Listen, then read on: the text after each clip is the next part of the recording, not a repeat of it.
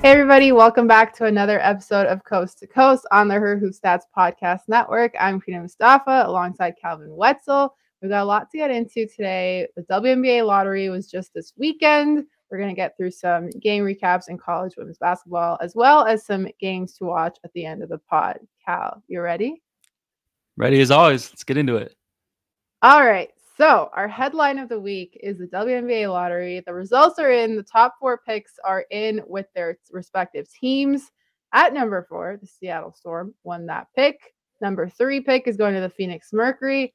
The number 2 pick is going to the LA Sparks. And Indiana gets the number 1 pick for the second year in a row. Obviously drafted Aaliyah Boston last year. We saw how successful that was for them. This feels super exciting that they get another number 1 pick. Cal and I are going to go through each team and kind of maybe talk about our predictions about who they might draft and just talk about their direction overall. And what better place to start than the Indiana Fever, who, like I said, have the number 1 pick. And I think it's pretty safe to say that they're probably going to go with the one and only Caitlin Clark. Cal, do you agree with that? I do. Obviously, that's a cool picture, by the way, that you found of. I know, Caitlin. right? I like It's that. super cool. Yeah, I it's got to be Caitlin. I think there's not really any debate. Just like last year, number 1 pick's pretty easy. I'm so interested to see, obviously Caitlin Clark and Aaliyah Boston playing together. Let's just jump ahead, and look at that. But also how the Fever build this team around them the next few years, because it's really, really important while they have those 2 on their rookie deals to build a winner. I think that the Fever, like the time you get those 2, and the time is now to start getting your team back into the playoffs and back on a trajectory towards contention. And the last time that we saw a team pick number 1 overall twice in a row was actually 3 times in a row as the Aces, and they turned that into a dynasty. So I'm not saying the Fever are necessarily going to do that, but if they're set up, if they play their cards right. Yeah, they're in a good spot. Yeah, I'm already excited thinking about that Aaliyah and Caitlin pairing. So I'm super interested to see. It's also been interesting to see like all the Fever players just being like, okay, now I can at Caitlin and be like, hey, what's up? I think it was like Erica Wheeler who did that. If I'm not mistaken, I can't remember who it was, but it's also going to be interesting to see who stays on this roster as well too, because like all the Fever players can be like, oh, I'm so excited. But in the off season, and then after, like, what, depending on what happens with the draft, like, do you see maybe a little bit of a roster shakeup in terms of like not wanting to be too guard heavy, or like maybe they look to acquire some other pieces, like you said, to build around Aaliyah and probably Caitlin moving forward? Do you see some kind of movement in the Indiana Fever's roster? Yeah, I think there could be a little bit. I mean, I don't think the roster is going to look exactly like what it does today, obviously, and it will be very interesting to see what their free agency looks like coming up in a month or 2 here. But I mean, it's cool to see them having fun with it, like you said. Yeah. And like people are talking about, like, obviously with Caitlin in the next few that we're getting into, like, other than I think there's one that we're going to talk about. I'll dangle it, but that doesn't have her COVID year left. I think the rest of them do. So there's always that chance that some of them stay. I don't think Caitlin's probably going to stay, but it wouldn't shock me if any of these players that we mentioned. We're going to talk about, I think, 5 players. It wouldn't shock me at all if at least one of them ends up not being in this draft. So just as like a disclaimer to our picks here, like this, at least for me, like when we go through our next picks here, assuming everyone comes out, which I'm not sure is a safe assumption.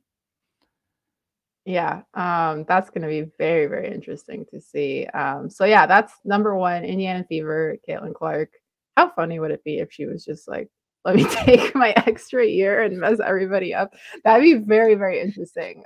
Yeah, like I feel like she's probably the least likely to do it, but you never know. Imagine she just woke up one day. She's like, I just feel like stirring Like, things up a little I love bit. Iowa, yeah, who knows? Okay, let's move on to pick number 2, the LA Sparks. Obviously, it's been like a weird couple of years, I would say, for them, with them trying to figure out their direction. But we saw a lot of fun things with the Sparks this year, whether that was like Jordan Canada having a fantastic year. Like obviously Nneka still playing at a good level. They struggled with a lot of injuries this past year. I'm excited for Lexi Brown to hit the court again soon whenever she feels good enough. But who do you think the LA Sparks are going to pick with that number 2 pick? Because there's some interesting players that they could go in a direction with. Yeah, I think it's gonna come down to Paige Bueckers versus Cameron Brink here, and I could see one or two others maybe working their way into that conversation that we'll talk about. But to me, I'm still going with Paige Bueckers. I understand like she's had some injury concerns over her career. Obviously, she's looked very good this year and very healthy, knock on wood. But I think the talent outweighs those. And I think like, and I'm going to talk about that with someone else too. In today, modern medicine, it's a marvel. I'm I'm not worried about that. The injury stuff doesn't, this young in someone's career doesn't really scare me off too much in terms of passing up on their pure talent. And that's what Paige Bueckers is. Obviously, Cameron Brink is too. But Paige Bueckers is someone who can. We saw her freshman year what she could do, and we're starting to see that again in what hopefully becomes her first fully healthy season since then. On the defensive end, we're going to talk about the defensive end with her a little bit more later. On the defensive end as well, I don't think she gets enough credit for, but obviously shooting the ball and scoring and distributing, which she hasn't done as much this year because of Nika Mule, but she can really fill a lot of different roles in your backcourt, and I think that's going to be big. So I would take her.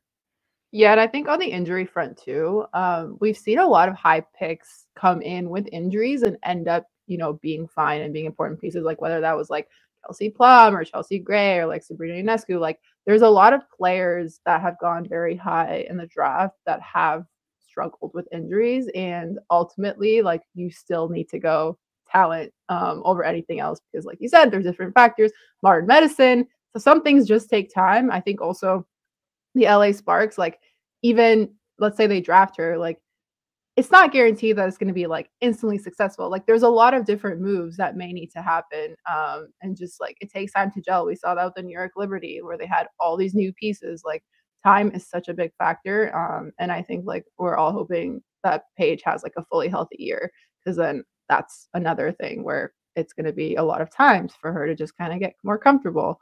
In preparation for the draft. So yeah, I'm with you. I'm not really worried about her future. I'm very excited for all of these players to become professionals. Yeah.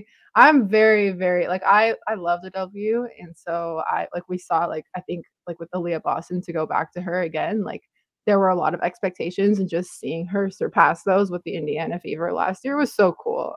So I'm super excited for this draft class too. Yeah. So would you take Paige over Cameron Brink, number 2? It so depends for me, like how the rest of the Sparks roster shakes out. Cause like, they have, obviously like Nneka and they got Azure this year, and with Cam Brink, like I think she brings so much as well too. Like if I were a team, I would be like scrambling to pick her up. It's also like who is maybe aging out, like how many years is Nneka gonna still play and things like that. Like there's also the factor of like taking a young player in and like kind of train them for the next level. So like thinking of like when Candace Parker was on the Sparks with like Lisa Leslie, like those kind of vibes. I'm lucky. I'm just happy I'm not a GM because this is obviously actually like a very hard decision. I see, like on some days I would lean Cam, and then on other days I'm like, oh, Paige is like a really great pick too. So I don't know. Don't ask me that, Cal. I'm not a GM. I'm I copping had to out. put you I'll on the say, spot a little bit. yeah, no, I'm doing a cop out. Yeah, I'm it's cop okay. out. I cop out every week on this show, so you get one of It's those my too. turn. It's my turn. Yeah. Honestly, I think okay. Here's my take. I think you can't go wrong with either of them. There's my take. That's the My correct cop take. out That's for a cop today. out, but that is the correct take. Like to what you said about like looking at the roster, I mean, on one hand, like any coach, I think will tell you, and this is correct, that you should, when you're this high in the draft, you should go with best player available, most talent. Doesn't really matter if they fit or what their position, and you start worrying about that when you get into the second round, whatever. But at the same time, that could at least break a tie if you really, really, really just feel like two players are there. There's just no separation, and what do you do? The very least that could break a tie. But even if you're breaking a tie, then it's like you said, do you go with the player who can, you have a lot of players in that position for them to learn from, or you're thin at that position and you need it? I guess it depends on what your kind of Yeah, timeline is. So it's going to be an interesting decision to follow for sure. absolutely. But speaking of Cam Brink, let's go to pick number 3 with the Phoenix Mercury. They are in an interesting position, I would say. I'm not really sure like how many years Diana Taurasi has left, and maybe that's something where they kind of think like, oh, is that where maybe they draft Paige instead if the Sparks end up going with Cam? Not sure. But I'm curious to hear your thoughts on a potential Cameron Brink fit with the Phoenix Mercury, especially with BG being there and all of that. And maybe just kind of like the future of the Phoenix Mercury, if we have like a sense of where they're headed, because obviously they didn't have the best year last year. Yeah, the last couple of years really, and Yeah. to what you said, yes. If the Sparks draft Cameron Brink, the Mercury pick, I think gets pretty easy to take Paige. But for me, like I had Paige second, so I got Brink third. I think she fits fine, to be honest, with Brittany Griner. I mean, we've seen some stretches where like Bree Turner fits fine with Brittany Griner. It's not like that won them a championship or anything, but they got pretty close actually with that front court a few years ago when the Sky beat them in the finals. So, and Cam Brink is, if Bree Turner works, Cam Brink's going to work. That Yeah. that doesn't concern me in terms of like, oh, you have two shot blockers or whatever. What are you going to do? Like, Bree Turner is just a pure defensive rebounding big, and Cam Brink obviously been working on her shot. Free throws, she has come so far in her career, which I don't think it's talked about enough. She went from your typical like center who can't shoot free throws to making, what was it, 60 in a row or something like that. I have no doubt that she's going to be a good 3-point shooter at some point in her WNBA career.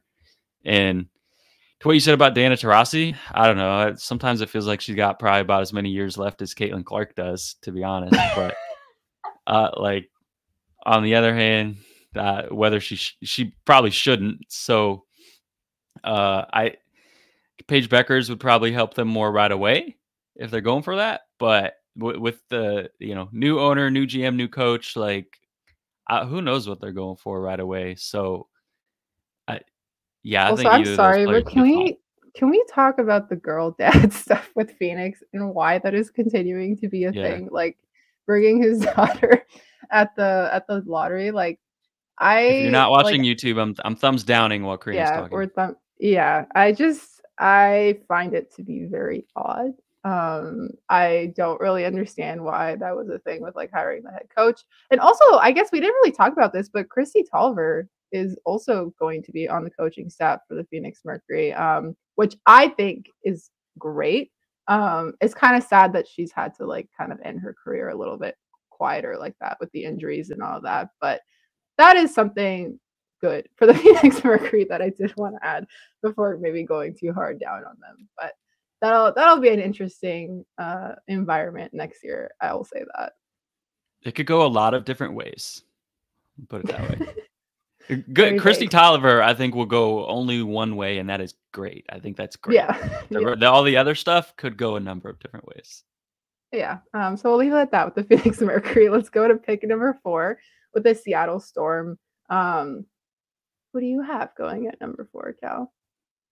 So this is another one like the number 2 pick, where I think there's a couple players you could look at. At the end of the day, I'm the same thing I said about Paige Bueckers. Like I'm going with the talent over the injury concerns, and so I'm going with Rickea Jackson. I know she's hurt right now. She only played 2 games this year, and who knows when we see her back. But to me, just her versatility and just what she brings on both ends, the different, like, she can guard multiple positions. I think she's just going to be a great fit in the league, and her game really translates to the pro level. So that's who I would take. But we have to mention Kamilla Cardoso here too. I think someone who's been rising up draft boards fast, someone who I would give a long, hard look at if I have this pick, and someone who, I mean, it's another one, like you said, I don't know if you can really go wrong. I don't think is necessarily the wrong pick to take her in the lottery, but I'm going with Rickea if I'm the GM.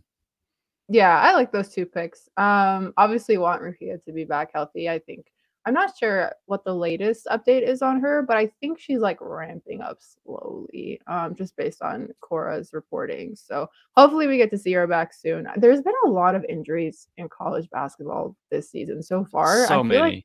Hate it. especially in the last couple of days too, like it's been awful to see. So I'm hoping that players just stay healthy and recover quickly. But yeah, no, even with the Kamilla Cardoso, like it's been cool to see her now that she has a bigger role this year. Like we talked about before with Aaliyah being gone, just to see her kind of blossom and be one of the leaders on this team has been super cool to see. Like she's gonna be a good pro as well. Who is it? I don't know who has a number 5 pick off the top of my head, but I assume she would probably go pretty high in the draft as well too. Yeah, is it the Sky? It might be. I haven't Or memorized the whole no, thing. Sky don't have their own pick, do they? Yeah, I should have looked that up before too. I think the Sky Yeah, no, still have I their was pick just thinking actually. about that right now, but You're right. I don't remember either. It might be the all I know Wings. I think all the I Wings know is might have that the Sky pick. New York has the 11th pick. That's what I know because of my little New York bias. That's the one I paid attention to. But um, anyway, that's a tangent. But yeah, no, these 5 players that we kind of talked about: Caitlin, Paige, Cam, Rickea, and Kamilla Cardoso.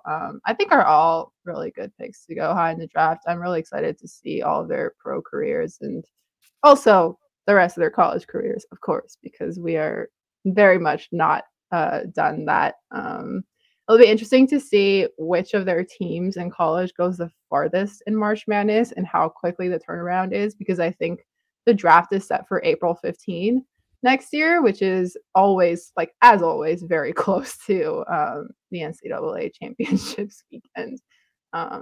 So yeah, It's always we'll see crazy. which of their teams. Yeah. Yeah, Yeah. the turnaround that some of these players have, and most of the players we mentioned are on teams that are probably gonna make a pretty deep run. So Exactly. Yep, exactly. But yeah, those are our picks for WNBA lottery results. Let us know if you hate our picks, if you have other players you wish that will go that high. If you agree with our picks, feel free to tell I us love that when we're very you smart. invite the haters. Of course, I have to. We Haters got are a few in welcome the here. comments sometimes. But anyway, we're okay. We can take it. We're not GMs, so it's all fun and games here. But we just like to talk. But and hopefully provide some good analysis. But yeah, those are our picks. Some of the players that we're thinking about that are probably gonna be in the top 5 of the WNBA draft. The top 4 picks are out. All the picks are out.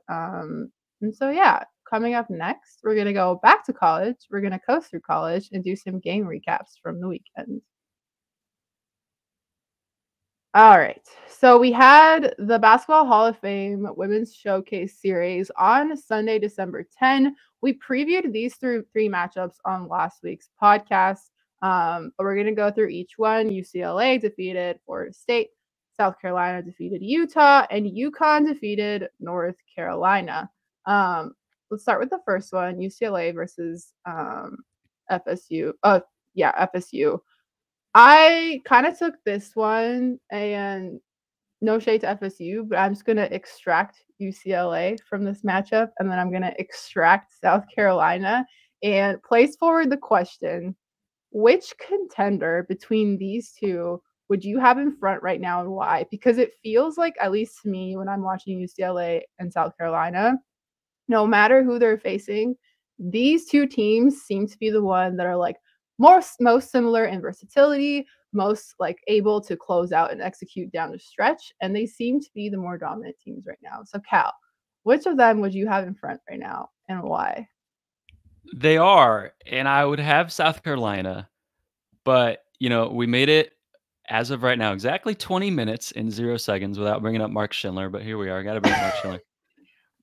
Mark has been saying this for a while, that these are his top 2 teams, and when he first brought it up, my thought was, yes, but not in the same category. It's South Carolina, and then there's a gap, and then there's UCLA for me, but I gotta give Mark credit. UCLA is getting closer and closer to me. I think Mark might be right. I still have South Carolina in front, but that gap is shrinking. Every time I watch UCLA, I realize more and more how dominant this team is. And boy, I'd love to see them play each other with Lauren Betts and Kamilla Cardoso. How fun would that matchup be? I Right? when you, At the end of the day, though, I need to see it, and I would need to see UCLA win that matchup before I change my opinion on who's the top team, because I don't see really what as much as UCLA has. What do they have that South Carolina doesn't have? South Carolina, elite defense, as always, under Dawn Staley. They have this elite post presence on both sides of the floor. And unlike last year, they have shooting now. Dina Pow, Raven Johnson has turned herself into a shooter, which we should probably talk about on this pod. Good for her. As I love to say. Not the good for her. I don't know. I need to come up with a new phrase. No, honestly, it's good. It always like, gets you. Shooting, she's distributing. Yeah. Like it's a lot of good stuff going on. This is we have to give her credit, because last year she didn't shoot very well. Obviously, Iowa took advantage of that, and that whole video went viral. And Iowa guarded her correctly. Like, there's no way around it. That's how you should have guarded her last year. But that's not how you can guard her this year. She took that, and instead of like taking it all personal and being all upset about it, she said, I'm going to go in the gym. I'm going to make myself a better shooter so people can't do that to me next year. And she did it. And now she's a good shooter. And that's the correct response. If you have a weakness in your game, go work on it and fix it. And that's what she did. So amazing for Raven Johnson. I love to see her knocking down shots this year. I also think that people forget that like players develop, especially like when you're in college. Yeah. Like, you have so much time. Like, it's not out of the question. Even when you enter the professional leagues, like there's always room to grow. And this is my philosophy in life too. To get all philosophical for a second, but you can always grow, you can always improve. And this is a great time to do it. So yeah, no, it's been super cool. I think I would agree with you that I would have South Carolina ahead of UCLA. I also wanted to say, I know it took us 20 minutes to mention him, but like if I've been in his house the whole time, does it just count as like an automatic? Anyway, shout out Mark Schindler, very smart basketball mind. Yeah, it does. Let's move on to South Carolina versus Utah, because let's talk about Utah for a second. We kind of talked about her, I think it was last week or the week before. Alyssa Peely had a very dominant performance, putting up a 40-piece against South Carolina's defense. How did the Gamecocks overcome her performance, and what did you kind of take away from her in this matchup against South Carolina? Yeah, I don't want to be that guy who like looks at a game and only focuses on the team that lost, because at the end of the day, South Carolina was the better team. South Carolina won the game. They deserve all the credit. But I'm going to do it anyway, because I was so impressed with Utah, especially Alyssa Peely, for them to be without their second best player on a neutral court against the best team in the country, and that defense to go play the way they did and be within single digits. I think really spoke volumes that this team isn't going anywhere without Gianna Neepkins. This team is for real. And Alyssa Peely, to me, she defies logic, because that frame and that height is not supposed to work out the way it does for a basketball player in today, in like, especially, in the low post, when what is she giving up, 6 inches on Cardoso or something like that? But yeah. I think one thing that maybe kind of gets overlooked sometime when we talk about basketball skills and different people's strengths and weaknesses and skill sets and things like that, the number one, by far, most important skill that a basketball player can have is being good at putting the ball in the hoop. Like, that's just the goal of the game. And it's not just shooting. It's not just being a good shooter. Peely obviously can shoot too, but just finding a way to get the ball into the basket. However you do that, whether it looks pretty or ugly, whether it's orthodox or unorthodox, she is so good at that. And you can talk about athleticism and passing and rebounding and all these other skills. But at the end of the day, if you know how to put the ball into the hoop, you are going to be an elite basketball player. And Alyssa Peely just finds ways to do that. She's got Cardoso on her, and she's has these spin moves and all this footwork to get around her and neutralize her shot block and go to the other side of the rim. And then she steps out and hits threes, you know? And so it's just, she's a fun player to watch. And I think she's going to be, you know, all season just carrying Utah. Utah's a great team. And that I don't think they're going away just because they lost Neepkins. Like you said, injury, hate to see it. I hate that injury, but Utah's sticking around. I haven't like that basketball philosophy. I've literally been talking about this for years because it is so true. And like you said, it is so underrated to just like appreciate players who will do anything to get the ball in the basket. Like that is such an important part. Those are the leaders that drive a team. Like that is the anchor of a team. And like not like it's been a while since I've compared it to the Raptors, but like it's very much like compared to like Kawhi Leonard on the Raptors in 2019, where like he was that person that no matter what could get the ball in the basket and just adjust to what the defenses were throwing at him. And just being that versatile as a basketball player is so important. So I'm so glad you said that. I was like, for the YouTube people, I wanted to like just like do this with my hands, just be like praising Cal because like yes, like that's absolutely you hit the nail on the head. And I love that you said that. But yeah, incredible performance from her. Obviously, unfortunate they lost against South Carolina. But if you're going to play a really great game and be super competitive against a team, it's going to be like you're going to be happy that it's against South Carolina because they really balled out. All right, the last one. UConn defeats North Carolina. Did you have any takeaways from their win and maybe them trying to get a little bit back on track? Yeah, I think we kind of touched on it a little bit earlier. Paige Bueckers' defense, and Paige Bueckers was, I think, the story on both sides of the floor. Obviously, she scored, what was it, 26 points or something like that.